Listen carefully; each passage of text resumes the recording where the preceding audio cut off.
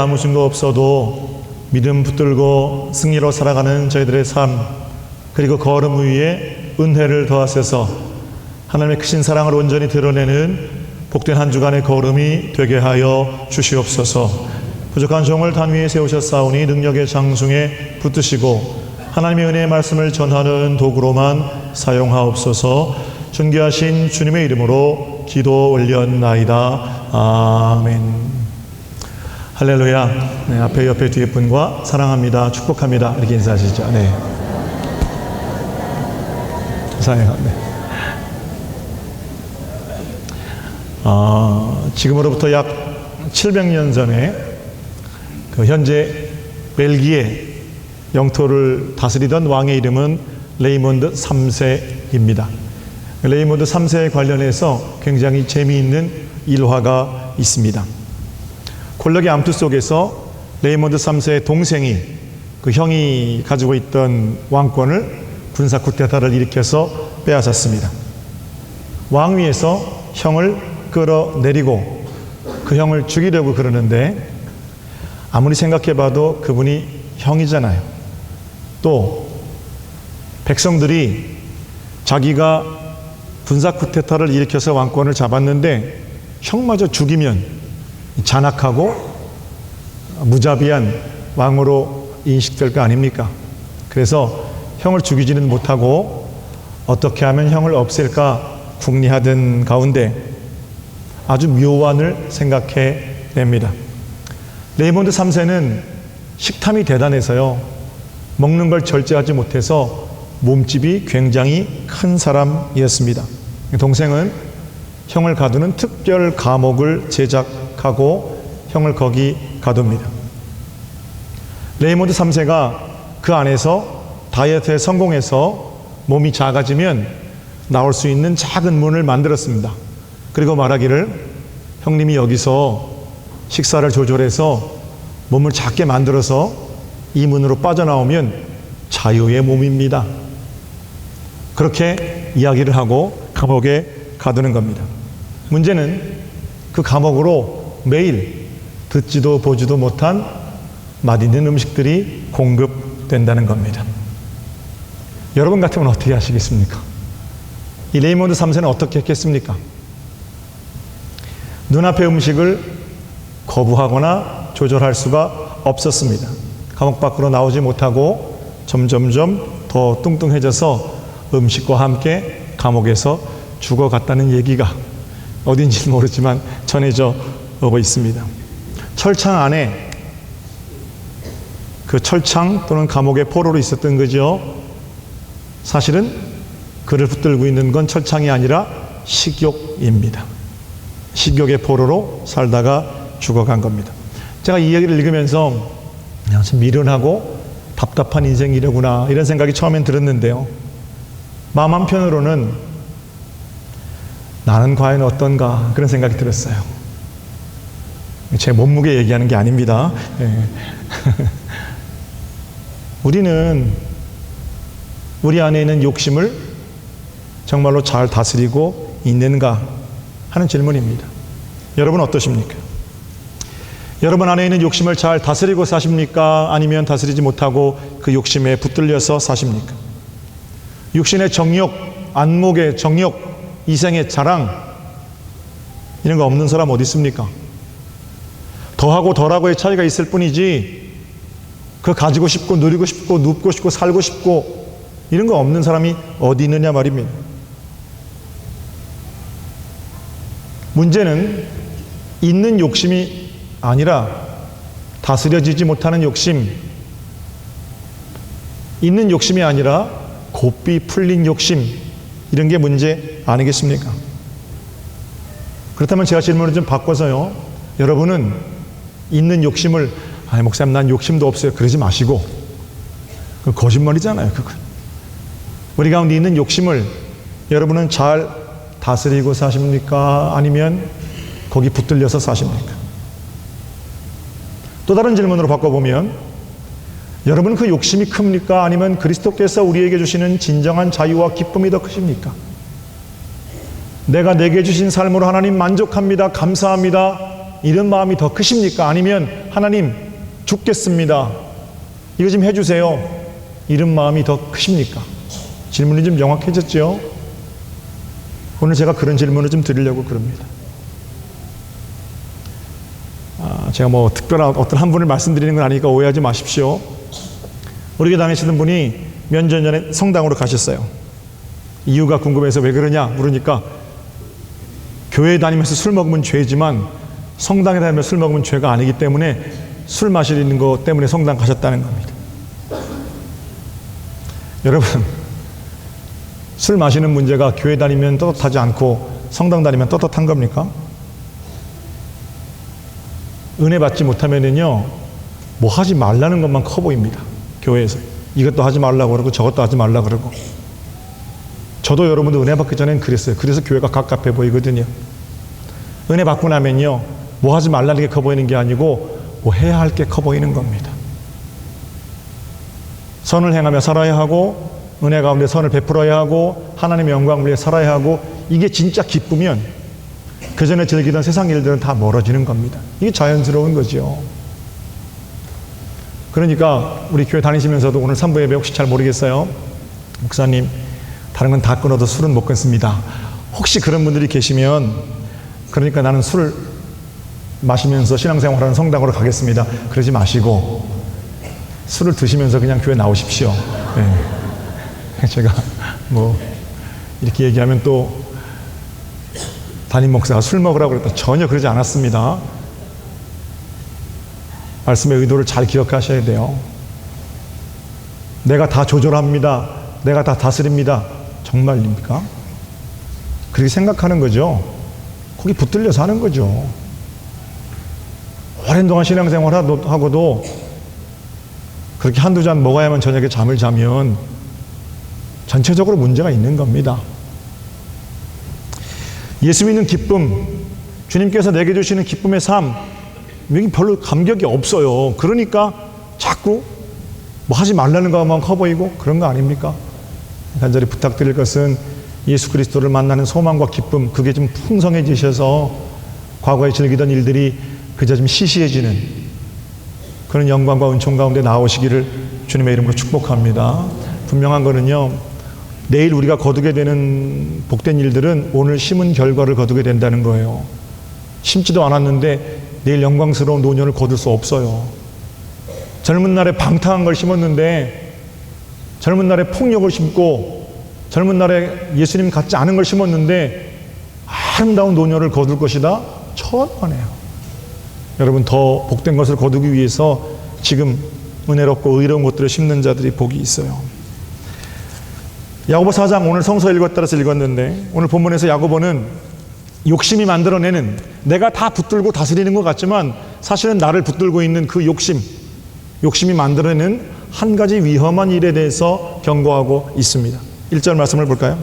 1절 말씀 다 같이 한 목소리로 볼게요. 시작. 너희 중에 싸움이 어디로부터, 다툼이 어디로부터 나느냐? 싸우는 정욕으로 나는 것이 아니냐. 야고보는 싸움의 원인이 어디서 있느냐? 우리 안에 서로 다투는 욕심 때문에 발생한다, 이렇게 분명하게 명시하고 있습니다. 본래 싸움이란 욕심과 욕심이 만나는 것이 싸움입니다. 한쪽 손바닥만 가지고 소리를 낼 수 없듯이 뭔가 소리가 나고 싸움이 난다는 것은 양쪽 손바닥이 마주친 거죠.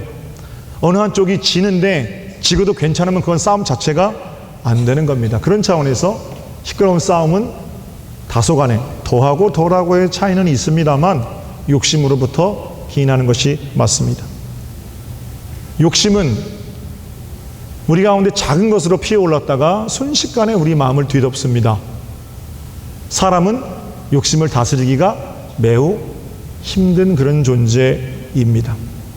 욕심에 붙들리게 되면 내가 가져야만 하는 욕망의 대상인 그것과 그걸 가지고 행복해하는 나, 두 가지밖에 안 보이거든요. 옆에서 아무리 바른 말을 해줘도 욕심에 뒤덮여진 마음들은 그 말을 수용할 턱이 없습니다. 그러나 욕심으로 행하고야 마는 그런 일들이 나를 이롭게 할 리가 없지요. 에덴 동산에서 아담과 하와는 하나님의 거룩하신 일하심과 은혜 속에 살았습니다. 하나님께서 가운데 선악과를 두시고 금단의 열매 그건 따먹지 말아라. 아담과 하와는 에덴 동산을 지날 때마다 동산 한가운데 있는 그 나무를 봅니다. 그리고 뭐라고 생각해요?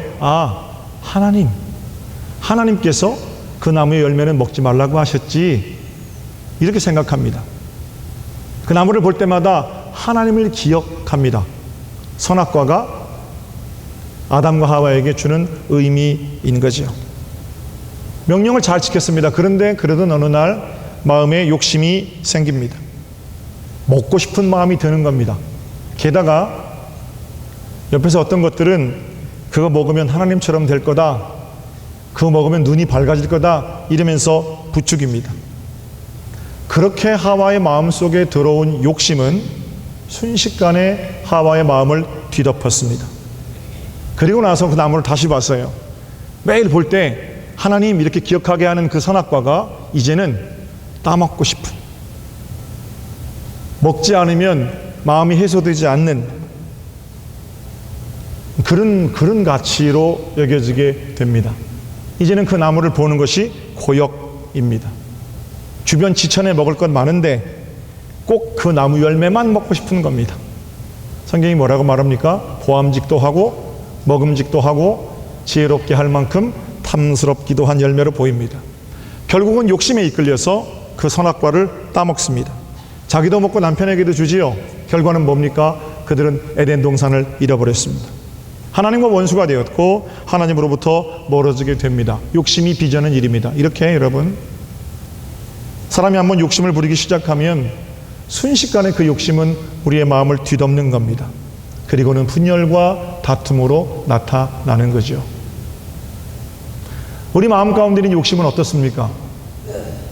그거 없으면 죽습니까? 그거 내가 안 먹으면 큰일 납니까?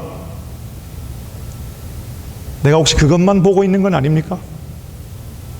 명절이 되면 가족들이 모이죠. 그렇죠? 이번 주, 다음 주 아마 식구들 많이 모이실 겁니다. 참으로 단란한 그런 가정들도 있지만 어떤 가정들은 모이고 나면 감사한 일들보다 다툼과 원망이 많은 그런 가정들도 있습니다. 특별히 요사이는 전쟁 후에 죽을 고생을 하고 가정을 이끌어 오신 분들이 원로가 되시고 그분들이 열심히 살아내셔서 남기신 유산 상속 이런 것 때문에 다툼이 진짜 많죠. 재벌들은 재벌대로, 없는 사람들은 없는 사람대로 남긴 돈 가지고 얼마나 싸움 많이 하는지 모릅니다. 여러분, 이름만 대면 알만한 사람들, 이씨, 정씨, 구씨 재벌들이잖아요. 자식들 간에 전부 소송 걸려 있잖아요. 그렇게 수천억대, 수조의 재산을 가지고 싸우는 사람도 있고, 아버지가 남긴 땅 몇 평 가지고 네 거니 내 거니 하고 싸우는 사람도 있어요. 안 풀리거든요. 제가 가만히 보니까 싸우는 집에는 공통점이 있습니다. 한 번 한 번 얘기를 들어보면 전부 내가 억울하다 이 얘기예요. 최근 4년 사이에 부모가 남긴 상속 재산에 대한 분할 소송이 2배로 늘었답니다. 지난 세월 동안에 있었던 소송이 4년 사이에 2배로 늘었다는 거예요. 앞으로 이런 소송들은 훨씬 더 많아질 겁니다. 그저 우리 자녀들 좀 편안하게 살아보겠다 하고 열심히 일해서 남긴 재산이 오히려 자녀들을 싸움의 구렁텅이로 몰아넣고 있는 것이 현실입니다.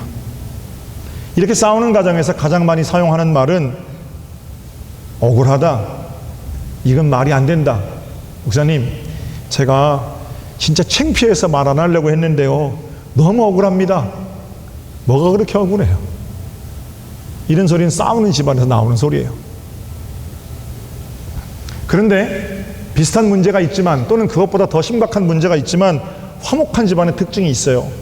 화목한 집안은요, 미안하고 감사하고 이런 말들이 많습니다.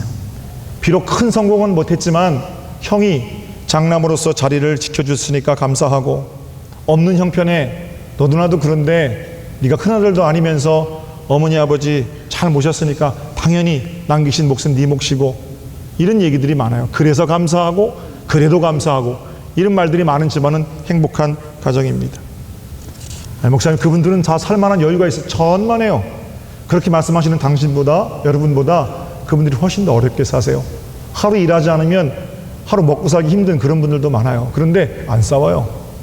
고맙다고 생각하고 오히려 기뻐하고 어떻게든 자기를 통해 천국을 만들어 보려고 그럽니다. 왜 그런 겁니까? 아버지 어머니 남기신 재산, 그거 내 거 아니고 아버지 거라고 생각하기 때문에 그러는 겁니다. 너는 형제 중에 어려우니까 하늘에 계신 우리 아버지도 너한테 많은 재산이 가는 걸 좋아하실 거야. 아버지 마음으로 많이 주고도 행복한 거예요. 내 거 같으면 내 걸 쪽에서 널 주는 거지만 아버지 거 같으면 아버지 마음으로 네가 갖는 게 맞다. 생각 자체가 다른 거죠. 목사님, 그거는 공평하지 않지요. 그건 정의롭지 않지요. 물론입니다. 그러나 공평하고 정의롭고 이런 문제이기 이전에 그건 아버지를 사랑하는 어떤 마음의 문제입니다. 제도가 그걸 완벽하게 보장해 줄 수 없어요. 내가 과연 사랑하는 형제들을 아버지께로부터 나온 60억 인구 중에 둘도 없는 나의 형제자매로 보고 있느냐, 아니면 이거 보는 눈 대신 그 유산 거기에만 포커스 온 돼 있느냐, 이 문제예요. 욕심이 이끌린 사람은요, 그것밖에 안 보이거든요. 사람은 안 보이고 나눠줄 돈만 보이는 거예요. 마치 에덴 동산에서 선악과를 보고 하나님을 기억하는 대신 따먹어야 할 열매로만 그걸 봤던 사람들처럼 말입니다. 저는 그런 차원에서 부모님이 남기신 유산은 선악과라고 생각합니다. 어떤 선악과입니까? 그걸 보고 아버지의 사랑을, 그걸 보고 어머니의 땀과 눈물을 기억하게끔 하는 선악과입니다. 선악과를 볼 때마다 아버지 헌신을 생각하고, 선악과를 볼 때마다 우리 어머니 눈물, 무릎, 이런 걸 생각하는 겁니다. 욕심에 이끌려서 그걸 따먹지 못해서 어쩔 줄 모르는 추하고 더러운 모습이 아니라, 아버지가 원하시는 것에 아름답게 쓰여지는 것이 내 기쁨이 되고 복이 되는 그런 마음, 그때 우리는 에덴 동산을 잃지 않을 수가 있는 거예요. 에덴 동산은 다른 데 있는 게 아니고요, 그렇게 선악과를 보고 부모를 기억하는 그 마음 속에 에덴 동산이 있습니다. 그거 얼른 따먹고 나면 행복할 것 같지만, 공평하게 나누면 남이 가난하건 부자건 상관없이 그럼 아주 깔끔하게 정리될 것 같지만, 그때부터 내 마음 속에 신라곤 하는 거예요. 에덴 동산은 없어지는 겁니다. 하나님 나라는 공평의 나라입니다, 물론. 그러나 하나님이 공평하게 내게 행하셨다면 내가 죄 때문에 죽을 수밖에 없잖아요.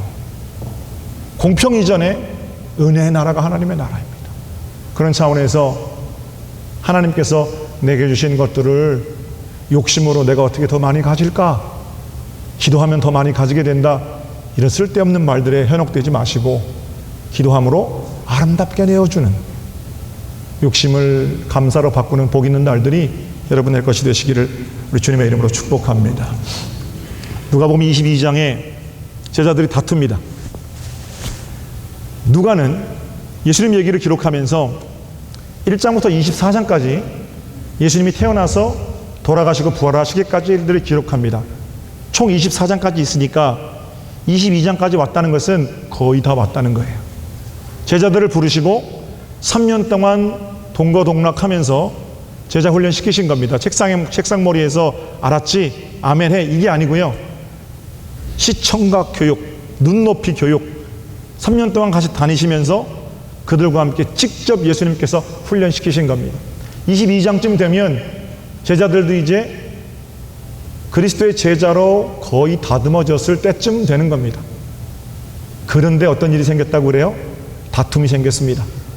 다툼의 이유는 누가 더 큰 자인가, 누가 더 예수님 사랑받는 자인가 하고 싸우는 거예요. 여러분, 신앙생활 아무리 오래 했어도요, 제자훈련 10년 20년 받았어도 우리 안에 다툼이 생길 수 있어요. 그 마음을 어떻게 예수께 팍 붙들어 매느냐, 이게 중요한 거지. 나는 목사니까, 나는 장로란 20년 섬겼으니까 다툼이 없다? 아니잖아요. 지난주에도 이렇게 설교하는 저도, 또 오래 신앙생활 하신 분들도 세상 속에서 얼마나 많은 갈등을 겪고 이 자리에 나와 앉아 계시느냐는 겁니다. 그러므로 누가 큰가 하는 다툼이 생겼을 때 용서하고 양보하고 이러는 거는 한 번에 되는 일이 아니거든요. 여하튼 그렇게 다툼이 생겼을 때 예수님께서 제자들에게 뭐라고 말씀하십니까? 얘들아, 세상에서는 높은 사람이 너희를 다스리는 게 맞아. 그러나 너희는 그렇지 않잖아. 우리 주님 그러시거든요. 너희 중에 크고자 하는 자는 섬기는 자가 되어야 한다. 아멘이죠? 그 다음에 뭐라고 그러세요? 나를 좀 봐라 그러시죠. 크고자 하는 자는 섬기는 자가 되어야 하는데 너희 나를 좀 봐라. 내가 지금 어디 있니? 내가 지금 너희가 갖다 주는 거 가지고 대접받아도 좋은 그런 선생인데 내가 지금 서 있잖아. 그러네. 내가 지금 너희를 대접하려고 서 있잖아. 예수님처럼 그렇게 섬기는 자가 큰 자임을 주님께서는 말씀해 주십니다. 사랑하는 성도 여러분, 세상에서는 많이 가진 자, 먼저 가진 자, 높은 곳에 오른 자, 이런 사람들을 성공한 사람이라고 말합니다. 그래서 더 많이 가지려고, 더 높이 오르려고 욕심이 이끄는 방향대로 싸우고 다투고 분열하고 비방합니다. 그걸 좋은 말로 경쟁이라고 그러고 그 경쟁에서 살아남은 사람들을 성공한 사람 이렇게 말하지요. 그러나 우리 주님 어디 계시겠다는 겁니까? 경쟁의 제일 꼭대기에서 앉아서 대접받는 자리가 아니라 서 계시겠다고 말합니다. 우리 주님은 높은 곳에 가서 계셔도 되는 분입니다. 그럼에도 불구하고 그런 주님께서 욕심에 이끌려 미혹됨이 없이 예루살렘의 가장 낮은 곳 십자가에 오르심으로 우리의 구원이 완성되었습니다. 그분이 빚으신 나라는 욕심으로 인한 분열과 다툼의 나라가 아니라 내가 먼저 낮아지는 평화의 나라이기 때문에 그렇습니다. 명심하십시오. 높이 오르려는 마음, 먼저 차지하려는 마음, 많이 가지려는 마음, 그런 마음들이 다툼을 만듭니다. 저는요, 아직도 한국교회 강단에서 내가 이렇게 예수를 믿었더니 이렇게 많은 돈을 벌었다라는 간증이 인기 있는 간증이라는 사실에 대해서 매우 염려스럽습니다. 예수를 믿었더니 50살에 죽을 내가 80, 90까지 살았다. 아멘이죠. 은혜로운 일이죠. 그러나 그게 간증의 전부고 그렇게 살려주신 세월 동안 뭘 했는지 그거 간증하지 않는 이런 생략에 대해서 심히 염려스럽습니다. 태산 같은 재산으로 강철 같은 체력으로 어떻게 사셨습니까?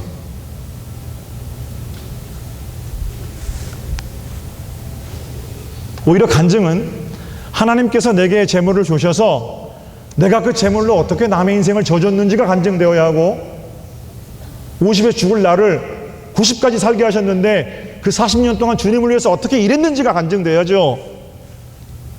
아닙니까? 그런 거 없어요. 재산 가지고 내가 뭐 했는지, 재산 가지고 나 떵떵거리고 살고 자식들한테 물려줬다. 그게 왜 간증이에요? 50에 죽을 인생을 90까지 살았는데 40년 동안 살아보니 죄만 지고 살았다. 이게 무슨 간증입니까? 아닙니까? 왜 제가 이렇게 좀 가슴 아픈가 하면 그렇게 간증하고 아멘 하잖아요? 그러고 나면 사람들이 무조건 욕심대로 기도하면 된다. 이렇게 인식을 받거든요. 교회가 자기 욕심 그렇게 기도하고 이루어지는 데입니까? 아니거든요. 자기 욕심대로 십자가 위에 척척 걸쳐놓고 40일 동안 전투적으로 금식해서 기도하고 100일 동안 기도해서 이뤘다. 좋아요. 그럼 그렇게 얻은 다시 얻은 생명을 가지고 그렇게 얻은 재물을 가지고 도대체 어떻게 주님 뜻에 맞게 사셨습니까? 반드시 물어야죠. 우리 주님 뭐 가지고 하실 거예요? 결산을. 우리 인생 결산하실 때 뭐 가지고 결산하십니까? 하나님, 이렇게 열심히 일해가지고 내가 200억, 300억 재산 가지고 살았어요. 그 재산 가지고 어떻게 살았느냐? 그거 안 물으시겠어요? 다 주님 주신 건데. 재물과 건강, 물론 복입니다. 그러나 그것 자체는 복이 아닐 수도 있어요. 저 많이 봤습니다. 정말 중요한 것은 그 돈과 건강으로 다른 사람의 인생을 얼마나 져줬고 내가 그들을 얼마나 지고 하나님께로 함께 갔는지가 간증되어야 합니다. 그래야 그리스도인들이 자기 욕심의 꼴, 자기 욕심의 모양대로 사는 자가 아니라 하나님 말씀대로 사는 자들이지요. 그건 분명합니다. 사랑하는 성도 여러분, 여러분의 욕심을 확증해주는 그런 소리들을 쫓아가지 마십시오. 목사가 그런 소리 하는 사람이 목사지, 저는 그렇게 생각하지 않으시기를 원해요. 뭐냐면 뭐든지 내가 하는 일이 있는데 와서 그냥 손 올리고 축복 기도나 해주면 되는 거지. 이게 뭡니까? 무당 부르세요. 무당 그러려면. 복채 많이 주면 내가 무슨 일을 하는지 상관없이 와서 복 받으라 하는 그 무당 부르시면 되잖아요. 하나님 말씀대로 살겠다는 사람들이, 하나님은 내가 하는 일에 무조건 손 들어주는 그런 분이 아니십니다. 내가 하는 일이 얼마나 하나님을 기쁘시게 하는 일인지 그건 반드시 점검되어야 됩니다. 2절과 3절을 볼게요. 그래서 야고보가 이렇게 권면하는 겁니다. 너희는 욕심을 내어도 얻지 못하며 살인하며 시기하여도 능히 취하지 못함으로 다투고 싸우는도다. 너희가 얻지 못함은 구하지 아니하기 때문이요 구하여도 받지 못함은 정욕으로 쓰려고 잘못 구하기 때문이라. 얻지 못하는 이유가 두 가지죠. 하나는 구하지 아니하기 때문이고 두 번째는 정욕으로 쓰려고 잘못 구하기 때문이랍니다. 첫 번째, 구하지 아니하기 때문이라. 이건요 우리에게 해당되는 말씀이 아닙니다. 왜냐하면 세계 어느 나라를 돌아다녀 봐도 한국교회처럼 자신의 문제를 가지고 하나님 앞에 엎드리는 사람들 많지 않거든요. 세계 어느 나라, 뭐 독일, 미국, 일본, 기독교가 창궐하다는 유럽, 지금은 다 이제 심해졌습니다만 어느 나라를 가봐도 수도사나 신부나 목사가 아닌 사람들이 새벽마다 하나님께 모여서 기도하는 나라는 우리나라밖에 없어요. 새벽마다 기도하고 강단마다 기도하고 뭐 금요철학 기도회, 수요 기도회 모이는 데는 최고고요. 기도하는 일 아직도 세계 1등입니다. 그러니까 구하지 않기 때문에 받지 못한다, 이건 말이 안 돼요. 그러면 왜 받지 못하는 겁니까? 욕심으로 잘못 구하기 때문이에요. 하나님은 우리가 어떤 문제를 가지고 나아갔을 때 반드시 응답하십니다. 어떻게 응답하시느냐? 더 좋은 것으로 응답하십니다. 문제는 하나님께서 응답하시는 더 좋은 것이 꼭 내 마음대로라는 아니기 때문에 문제예요. 하나님께서 응답하시는 더 좋은 것은 때로는 내 기도대로가 아닐 수도 있어요. 예수님의 이름으로 기도합니다. 수천 번 갖다 대도 예수님의 이름에 합당하지 않는 걸 구하면 주님 응답하지 않으시죠. 하나님, 저 사람 나를 힘들게 하는데 저거 확 좀 망하게 해주세요. 저거 저짓 못하게 해주세요. 이렇게 기도하면 하나님 들어주십니까?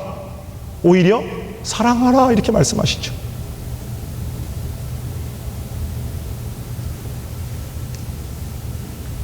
제가 군에 갔다 와 보니까 1994년도에 우리 교회 어떤 분이 청년들을 지도하고 계셨어요. 그분의 이름 말씀드릴 수는 없지만 지금은 다 교회를 떠나셨어요. 청년들을 만나보니까 제 친구들이 뭐라고 기도하냐면 소위 배우자 기도를 한다고 그러더라고요. 배우자 기도. 여러분 배우자를 위해서는 기도하셔야 됩니다. 청년들 잘 들으세요.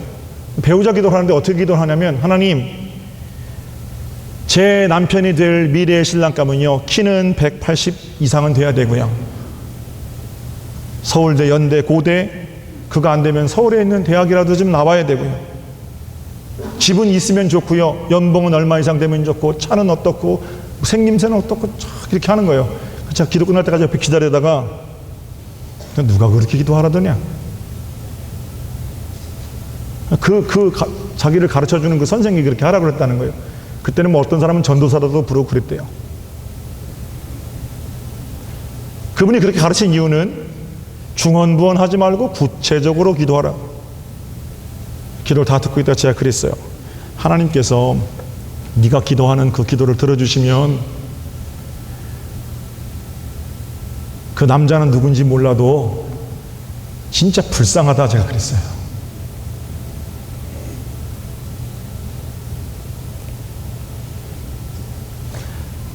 구체적으로 기도하라. 그게 키는 180, 아파트는 몇 평, 자동차는 몇 cc, 이 말입니까? 도대체 누가 그렇게 가르칩니까? 중언부언하지 말라는 것은 마음에도 없는 말을 형식적으로 늘어놓지 말라는 겁니다.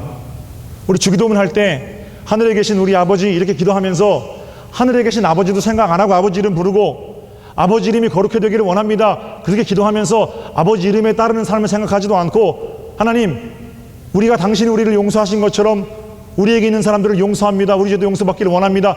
그렇게 기도하면서 그 기도 내용 생각하지 않고 그냥 주문처럼 하잖아요. 그런 게 중언부언하는 기도예요. 주기도문 자체의 마음을 심고, 그죠? 방언 기도한다면서 내가 무슨 말로 기도하는지도 모르고 하는 거, 그런 게 중언부언하는 기도죠. 어떤 말 하는지도 모르고 늘어놓는 기도가 중언부언하는 거지. 어떻게 키는 180, 평수는 20평, 그게 구체적인 기도입니까? 정력으로 쓰려고 잘못 구하는 거죠. 내 욕심대로, 내 욕심의 꼴대로만 응답해 주세요. 하나님, 내 인생 계획표는 이건데요, 내가 알아서 다 할 테니까 중요한 순간에만 나타나서 어시스트 해주세요. 이게 무슨 기도예요? 기도도 아니에요. 그런 거는 하나님께서 내 인생 전체를 붙들고 계시고 내게 모든 것을 허락하셨는데 그 하나님께 감사하는 마음으로 하나님 어찌하시겠습니까? 당신의 계획은, 나를 통해 이루실 당신의 계획은 무엇입니까? 내가 그 일을 기뻐하고 감격하고 환영합니다. 이게 진짜 신앙이죠. 초월의 징검다리만 밟고 다니겠다는 거예요.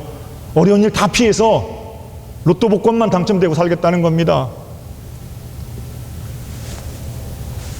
정욕으로 쓰려고 잘못 구하면 하나님 응답하지 않으세요. 물론 하나님께서 때로는 기다려라 그러실 때가 있어요. Wait. 지금은 때가 아니다. 믿고 기다리는 겁니다. 그러나 응답되지 않는 것 중에서 기다려라 이게 아니고 안 된다? 분명히 그것도 있어요. 저걸 죽여달라는데 하나님 그 기도 응답하시면 어떡해요?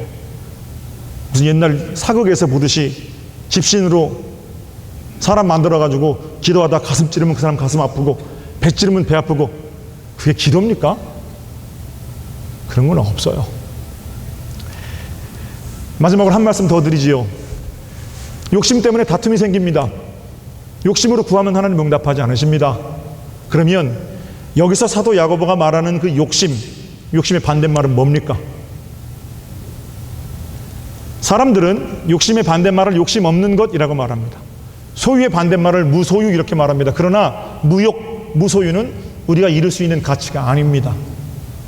아침에 진지들 드시고 오셨지요? 한 3일 정도 식사 안 하면 어떻습니까? 정신까지 혼미해지지 않습니까? 우리는 식욕을 가진 사람이고 하나님께서 그렇게 만드셨습니다. 나는 식욕이 없다. 지금 밥 먹기 싫은 거지 영원히 밥 안 먹겠다는 말 아니잖아요. 하루 이틀 잠 안 주무시면 정상적인 생활을 할 수 있습니까? 우리는 자야 살 수 있도록 하나님께서 수면에 대한 욕구를 주셨어요. 나는 수면력이 없다? 그 말은 지금 안 졸리단 말이지 영원히 안 자고 살겠다는 말 아닙니다. 안 자고 사는 건 병이죠. 그런 차원에서 욕심, 그것 자체를 거부하고 마치 그것 없는 것처럼 나는 100% 반만 가진 사람처럼 살 일이 아니라는 겁니다. 이런 차원에서 욕심의 반대말은 뭡니까? 무욕, 무소유가 아니고 감사예요. 감사.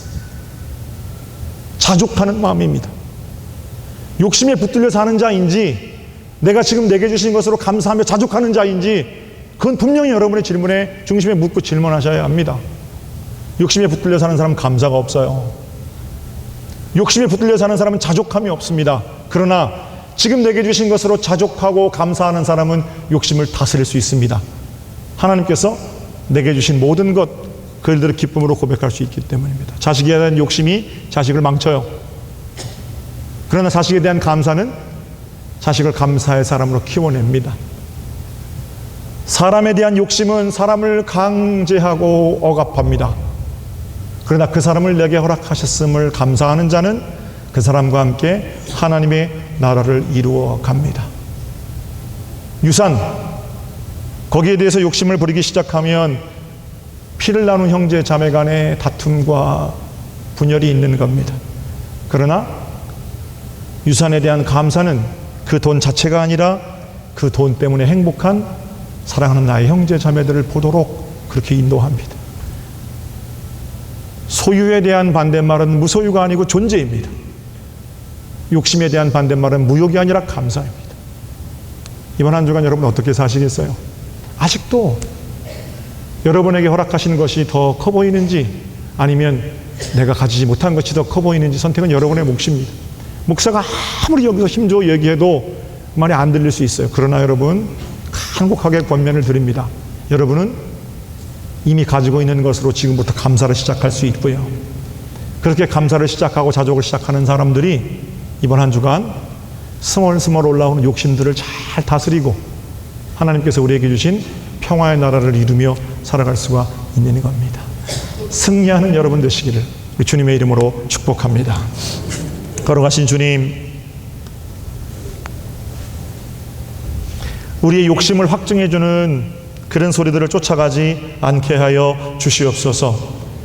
욕심 때문에 다툼이 있었습니다. 하나님, 회개하오니 용서하시고 내게 허락하신 것들로 자족하는 마음, 특별히 이번 명절에 하나님 주셔서 서정교회 성도들이 가는 그 명절의 자리마다 천국이 새롭게 빚어지게 하옵소서. 우리의 걸음걸음 인도하실 존귀하신 주님의 이름으로 기도 올렸나이다. 아멘.